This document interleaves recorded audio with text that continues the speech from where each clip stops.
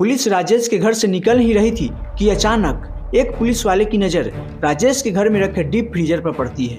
आपको बता दें कि अक्सर डीप फ्रीजर दुकान शॉप में देखने को मिलती है, क्योंकि डीप फ्रीजर में ठंडा, कोल्ड ड्रिंक, आइसक्रीम ये सब रखा जाता है। लेकिन पुलिस ये सोचती है कि राजेश तो ऐसा कुछ करता नहीं है, फिर इसके घर में डीप फ्रीजर क्या कर रही है। फिर जब पुलिस राजेश से पूछती है कि तुम्हारे घर में डीप फ्रीजर क्या कर रही है, तो राजेश बोलता है सर ये ऐसे ही पड़ा हुआ है, 6 महीना से इसका कोई काम नहीं है। लेकिन पुलिस देखती है कि जब इसका कोई काम नहीं है, फालतू का है चलो मान लिया, लेकिन इस डीप फ्रीजर पर ताला क्यों लगा है। फिर पुलिस राजेश को बोलती है कि तुम इस डीप फ्रीजर को खोलो, लेकिन राजेश कहता है कि मेरे पास चाबी नहीं है। फिर पुलिस इसको अपने तरीके से समझाती है, तो फिर राजेश चाबी लगा देता है। और जब पुलिस वाले उस फ्रिज को खोलते हैं तो देखते हैं उसमें 30 से 35 काले कलर का प्लास्टिक है, जिसके अंदर कुछ रखा हुआ है। फिर पुलिस वाले एक प्लास्टिक को खोलते हैं तो देखते हैं उसमें मीट है, लेकिन पुलिस को ये थोड़ा अजीब लगता है। फिर दूसरा प्लास्टिक खोलते हैं, उसमें भी मीट होता है। और फिर जब तीसरा प्लास्टिक खोलती है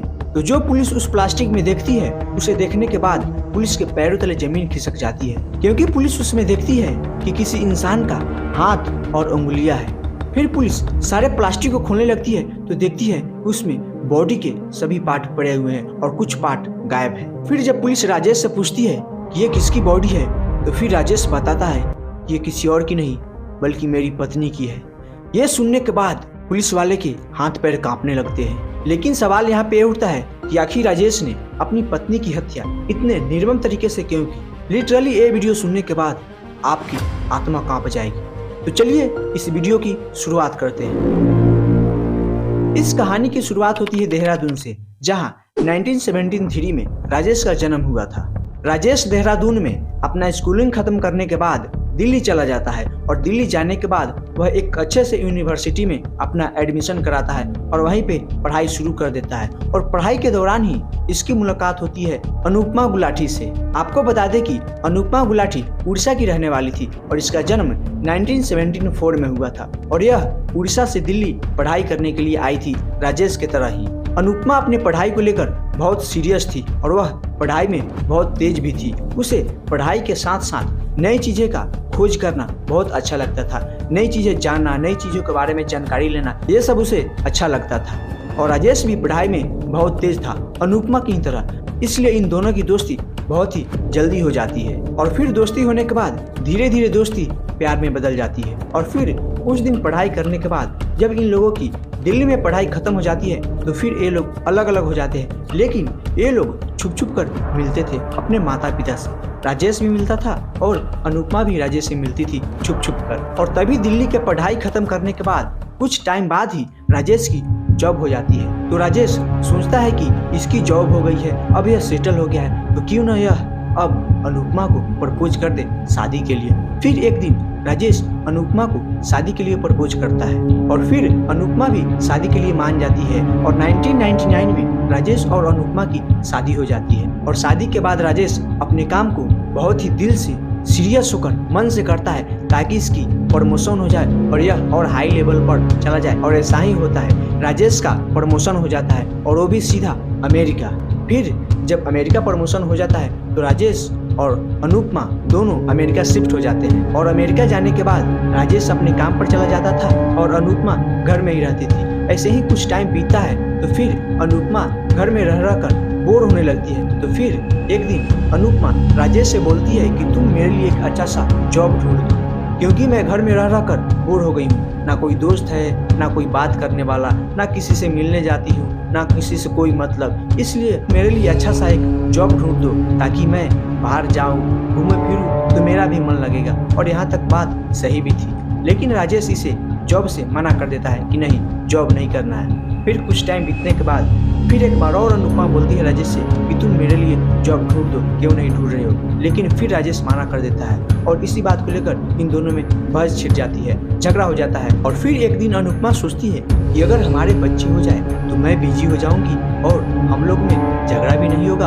और मैं बोर भी नहीं होंगी। और ठीक ऐसा ही होता है। 9 महीने बाद अनुपमा 2 जुड़वा बच्चे को जन्म देती है, जिसमें एक लड़का और एक लड़की होती है, जिसमें बेटे का नाम सिद्धार्थ और बेटी का नाम सोनाक्षी रखते हैं। अनुपमा अब अपने बच्चों में बिजी हो जाती है और राजेश अपने काम पर चला जाता था, इसलिए अब अनुपमा को उतना बोर फील नहीं हो रहा था। अब यह बच्चों में ही अपनी लगी रहती थी, लेकिन ऐसा ज़्यादा दिन तक चलता नहीं। लेकिन तभी 2007 से 8 के बीच में रिसेशन की वजह से अमेरिका में बहुत सारे लोगों की जॉब चली जाती है, जिसमें यह राजेश भी शामिल होता है। तो इसकी भी जॉब चली जाती है। उसके बाद राजेश भी अब घर पे ही बैठा रहता है और अनुपमा तो घर में रहती ही थी। जॉब जाने के बाद राजेश अब अपने घर पे ही रहता था, लेकिन कुछ टाइम तक यह अपने सेविंग पर अमेरिका में रह पाता है। और फिर जब जॉब नहीं मिलती है कहीं पे, तो फाइनली इन लोगों की आर्थिक स्थिति खराब होने लगती है। उसके बाद राजेश अपना अमेरिका का घर बेचकर अब सीधा इंडिया आ जाता है, देहरादून में अपने पेरेंट्स के पास।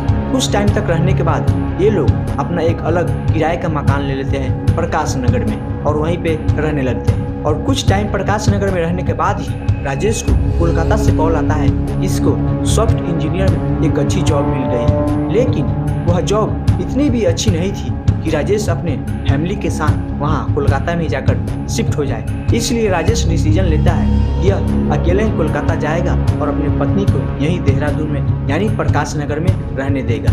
फिर उसके बाद राजेश सीधा चला जाता है कोलकाता और अनुपमा रहती है यहीं पे प्रकाश नगर। राजेश चला जाता है कोलकाता और वहाँ पे जाकर वह अपना काम करता है और फिर हफ्ता में आ भी जाता था, कॉल भी करता था। शुरुआत में तो राजेश सही रहता है, कॉल करता था, हफ्ता में आ भी जाता था, लेकिन धीरे धीरे राजेश बिजी हो जाता है। वह ना ही कॉल कर पाता है सही से और ना ही आता है, क्योंकि वह हफ्ता में आता था, अब महीना भी बीत जाता था, लेकिन वह राजेश नहीं आता था। अब अनुपमा को कुछ डाउट होने लगता है कि आखिर यह आ क्यों नहीं रहा है, और राजेश वहाँ अपने काम के कारण बिजी हो जाता था, जिसके कारण वह ना ही कॉल कर पाता था और ना ही आ पाता था। अनुपमा को अब राजेश पे शक होने लगता है कि कुछ गड़बड़ है, यह किसी और लड़की के साथ रह रहा है, इसलिए यह मुझे कॉल नहीं करता है, ना ही यहाँ पे आता है। और इन्हीं सब बातों को लेकर ये लोग झगड़ते रहते हैं। और फिर क्या था, बात इतनी आगे बढ़ गई थी कि अब इस बात को कोर्ट में ले जाना पड़ता है। और कोर्ट में जाने के बाद कोर्ट ये आदेश देती है राजेश को कि तुम अनुपमा को 20,000 का महीना दोगे, क्योंकि राजेश अनुपमा को पैसा देना भी बंद कर दिया था। इसलिए अब अनुपमा को और भी ज्यादा शक होने लगा था। और फिर कोर्ट में इस सेटलमेंट के बाद अनुपमा और राजेश में दूरियां बढ़ने लगती है। मतलब बस अब राजेश सिर्फ पैसा देता था, उसी भर मतलब था इसको, और अनुपमा को भी बस इसी भर मतलब था। मतलब मानो डिवोर्स नहीं, सब कुछ हो गया था। लेकिन अनफॉर्चुनेटली कुछ टाइम बाद ही राजेश का कोलकाता वाला भी जॉब चला जाता है, जिसके बाद यह खाली हो जाता है। उसके बाद फिर यह अपने घर अनुपमा के पास आ जाता है। लेकिन यहाँ आने के बाद अनुपमा इसे माना नहीं करती है अपने बच्चों से मिलने जुलने के लिए, क्योंकि अनुपमा अपने बच्चों के बारे में सोचती है कि बच्चों को पिता की जरूरत है, इसलिए यह माना नहीं करती है, मिलने देती है अपने बच्चों से। और फिर राजेश आकर अपने पत्नी के साथ यहाँ रहने लगता है। और एक बात, जब राजेश यहाँ पर नहीं था तो अनुपमा पहले अपने माता पिता से खूब बातें करती थी, दिन भर रात भर, मतलब कॉल पे ही रहती थी, क्योंकि अनुपमा अकेली पड़ गई थी, पति था नहीं बात करने वाला, तो अपने माता पिता से ही बात करती थी, ईमेल से बात करती थी, बस अब फैमिली से ही मतलब रहता था। लेकिन जब से राजेश आया, अनुपमा अपने माता पिता से कम बात करने लगी थी। तो माता पिता को भी लगा कि अब पति आ गया है तो हो सकता है यह बिजी हो गई होगी, इसलिए माता पिता भी अब उतना कॉल नहीं करते थे, क्योंकि यह बिजी है तो क्यों डिस्टर्ब करे इसे। फिर राजेश के आने के बाद अनुपमा कभी कभी अपने माता पिता से बात कर लेती थी। लेकिन एक दिन अचानक ऐसा होता है, और वह दिन होता है 15 अक्टूबर, जिसके बाद से अनुपमा का कॉल बंद हो जाता है। उसके बाद से अनुपमा ना ही अपने माता पिता को कॉल करती है और ना ही माता पिता का कॉल अनुपमा के पास आता है। वो जब भी कॉल करते थे उसका फ़ोन बंद आता था, तो बिजी आता था। और जब वो लोग पूछते थे राजेश से कि अनुपमा कहाँ है, तो वह कहता कभी बाजार गई है, तो कभी बच्चों को नहला रही है, तो कभी कहीं गई है, तो कभी कहीं गई है, यही सब बहाना बनाकर टाल देता था। लेकिन ऐसे ही देखते देखते में 2 महीना बीत जाता है और अनुपमा से उनके माता पिता बात नहीं कर पाते हैं। तो अब अनुपमा के माता पिता को डर अनहोनी सताने लगता है। वो लोग तुरंत अपने बेटे सुजन को भेजते हैं राजेश के घर कि जाकर देखो कि मेरी बेटी कहाँ है, कैसी है, जिंदा है भी या नहीं। फिर जब सुजन राजेश के घर आता है तो राजेश जैसे ही खिड़की से देखता है कि सुजन आ रहा है, इसका पसीना छूटने लगता है। यह तुरंत भागकर घर से बाहर आता है और अपना घर बंद कर देता है और सुजन को घर में जाने से मना कर देता है कि घर में तुम नहीं जाओगे। तो पूछता क्यों, तो कहेगी ऐसे ही, घर में कोई नहीं है। तो जब सुजन बोलता है कि मेरी बहन कहाँ है, तो राजेश बोलता है कि तुम्हारी बहन झगड़ा करके कहीं चली गई है, वह आएगी तो मैं तुमसे बात करा दूंगा या मिलवा दूंगा। सुजन को कुछ डाउट होने लगता है। वह कहता है कि 2 महीना से तुम्हारी पत्नी गायब है और तुम उसे खोज पूछ नहीं रहे हो। तो राजेश कहता है नहीं नहीं, वह ऐसे ही झगड़ा कर लेती है, फिर वह आ जाती है, तो फिर वह आ ही जाएगी। लेकिन अब सुजन को लगने लगता है कि कुछ तो गड़बड़ है। सुजन उसको जबरदस्ती करने लगता है कि तुम चलो थाने में FIR दर्ज कराओ। फिर बहुत जोर देने के बाद राजेश तैयार हो जाता है कि ठीक है, मैं चलता हूँ थाने। फिर कहता है राजेश कि मैं कपड़ा चेंज करके आ रहा हूँ। फिर राजेश घर में जाता है और घर में जाने के बस 2-3 मिनट बाद ही एक सुजन को मैसेज आता है, भैया तुम मुझे खोजने की कोशिश मत करना, मैं कभी नहीं आऊँगी। ये मैसेज अनुपमा के मोबाइल से आता है। ये मैसेज देखकर सुजन को कुछ अजीब लगता है। मैं जैसे ही यहाँ आया अनुपमा का मैसेज आ गया। इतना दिन से ना ही कॉल की ना ही मैसेज की, इसको कुछ डाउट होने लगता है।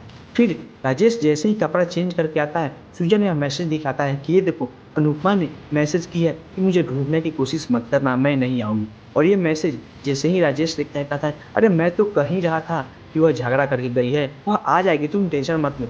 लेकिन अब सुजन को और बड़ा डर सताने लगता है कि कुछ तो गड़बड़ है। फिर सुजन कहता है नहीं, मैं थाने में जाऊँगा। फिर वह जोर जबरदस्ती करके राजेश को थाने में ले जाता है और थाने में जाने के बाद ये सारी बातें पुलिस को बताता है। फिर पुलिस कहती है ठीक है तुम लोग चलो, मैं आता हूँ घर। फिर थोड़ी देर बाद राजेश के घर आने के पुलिस इसके घर पे पहुंच जाती है 5 लोगों के साथ। और फिर जब राजेश के घर की तलाशी लेती है तो राजेश के घर में कुछ नहीं मिलता है। फिर वो लोग घर से निकलने लगते हैं और जब घर से निकल ही रहे थे कि तभी एक पुलिस वाले की नज़र घर में रखी डीप फ्रीजर पर पड़ती है। पुलिस सोचती है कि आखिर इस घर में डीप फ्रीजर कर क्या रहा है। पुलिस पूछती है राजेश से कि तुम्हारे घर में डीप फ्रीजर क्या कर रहा है। तो राजेश बोलता है कि अरे सर ये तो 6 महीने से पड़ा हुआ है, इसका कोई काम नहीं है, बस ऐसे ही पड़ा हुआ है। और तभी पुलिस की नज़र पड़ती है उस फ्रीजर में लगे एक ताले। पुलिस देखती है कि इस फ्रीजर में ताला क्यों लगा है। पुलिस को कुछ डाउट होने लगता है। पुलिस तुरंत बोलती है तुम इस फ्रिज का चाबी ला, चाबी क्या है इसका। तो राजेश बोलता है इसका चाबी मेरे पास नहीं है, इसका चाबी अनुपमा के पास है। फिर राजेश की अच्छी सी खातिरदारी करती है अपने तरीके से, तो फिर राजेश चाबी लाकर दे देता है पुलिस वाले को। और पुलिस वाले जैसे ही उस फ्रिज को खोलते हैं तो उसमें देखते हैं कि 30 से 35 प्लास्टिक पड़ी हुई है, वही काले कलर की। फिर पुलिस एक प्लास्टिक खोलती है, देखती है उसमें मीट है। पुलिस को कुछ अजीब लगता है, मीट है। दूसरा प्लास्टिक खोलती है, उसमें भी मीट है। और तीसरा भी खोलती है और तीसरा खोलकर जैसे ही देखती है पुलिस के पैर तले जमीन खिसक जाती है। उसमें देखती है कि इंसान के हाथ उंगलियां पड़े हुए हैं। पुलिस जब ये सब चीजें देखती है पुलिस के पसीने छूटने लगते हैं। फिर पुलिस राजेश से पूछती है ये डेड बॉडी किसकी है। तो राजेश नॉर्मल होकर पूरा बोलता है कि सर यही तो है अनुपमा की बॉडी। पुलिस जैसे ही ये बातें सुनती है पुलिस के पैरों तले जमीन खिसक जाती है और उस भाई के भी जो अपनी बहन की खोज में आया था और वह अपनी बहन के टुकड़ों को देखकर उसको सोचो आप उस पर क्या बीती होगी। पुलिस सारे बॉडी के पार्ट्स को उस फ्रिज से निकालती है और जब बाहर रखती है तो पुलिस देखती है कि इसके कुछ बॉडी पार्ट्स गायब हैं। और जब पुलिस पूछती है कि इसके बॉडी पार्ट्स कहाँ हैं तो राजेश बोलता है कि मैंने बहुत सारे पार्ट्स को फेंक दिया है। राजेश अपनी सारी जुर्म कबूल कर लेता है बिना किसी दबाव के। पुलिस पूछती भी नहीं है तभी कह देता है कि सर मैंने अनुपमा का मर्डर कर दिया। मतलब पुलिस कोई जोर भी नहीं देती है, पूरा अपने आप पक देता है। फिर पुलिस पूछती है कि तुमने अपनी बीवी की हत्या क्यों की। तो राजेश बोलता है कि मैं जब कोलकाता में था और वहाँ पे रहता था तो अनुपमा को शक होता था कि मैं वहाँ किसी और लड़की के साथ रहता हूँ, मैं उससे शादी करके वहीं पे रह रहा हूँ। इसी बात को लेकर वह हमेशा हमसे झगड़ती थी, लड़ती थी, इसी बात के कारण। फिर जब वह कोलकाता से आया अपने पत्नी के पास तो फिर वही था और झगड़ा शुरू हो गया, नहीं तुम किसी और लड़की के साथ रहते हो। और इसी बात को लेकर एक दिन बहुत जोर से झगड़ा हुआ जिसके कारण राजेश अपने पत्नी को जोर से धक्का दे देता है, जिसके कारण अनुपमा जाकर सीधा बेड के कोने पे गिरती है, जिसके कारण उसके सर पे चोट लग जाती है और सर से खून बहने लगता है। यह देखते हुए भी राजेश उसका मुंह तकिया से दाब कर उसकी सांसें रोक देता है, जिसके कारण अनुपमा का दम घुटने से मौत हो जाती है। और जब ये सब हुआ तब दोनों बच्चे स्कूल गए थे, इसलिए कोई घर पे नहीं था। तो फिर यह दिमाग लगाता है कि आखिर इसकी बॉडी को ठिकाना कैसे लगाया जाए, क्योंकि अगर बच्चों ने देख लिया तो फिर बात आगे बढ़ जाएगी।